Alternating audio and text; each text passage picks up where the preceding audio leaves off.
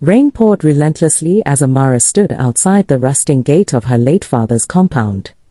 Her stepmother, Madame Remy, had just thrown her out.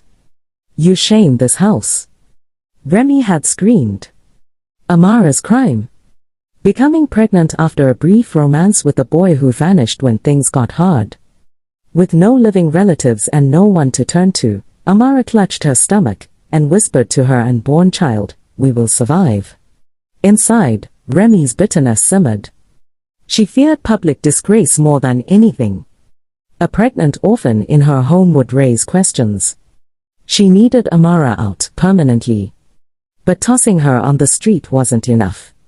She had a better idea: marry her off to someone beneath dignity. Someone so low that her shame would be sealed forever. 3 days later, Remy summoned Amara to a small shed behind the market. "You'll marry someone today," she said, eyes sharp like knives. "He's poor, but he'll take you. After that, you're no longer my responsibility." Before Amara could object, a tall, dusty man emerged from the shadows. He was scruffy, clothes torn, with a calm, unreadable face. His name was Kunle. Amara stared at him, stunned. "He's homeless," she whispered. "He agreed to marry you for food," Remy sneered.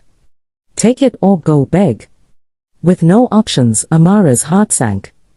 Her father had once promised she'd marry for love. Now, she was being bartered off like a burden. The wedding was a quiet affair under the mango tree behind the church. No music. No family. Just a priest who didn't ask questions. Kunle barely spoke, only nodded when necessary. Amara, too numb to cry, said her vows like a robot. She noticed his eyes once, dark, intelligent, but guarded. Afterward, they walked in silence to the abandoned bus park where Kunle slept. He cleared a space on a worn mat and handed her a dry wrapper. "It's not much," he said gently, "but you'll be safe." She turned away, her heart aching. She hadn't just lost her home. She had lost her dreams, her dignity, and the future she imagined. Days passed. Kunle treated her with unexpected kindness.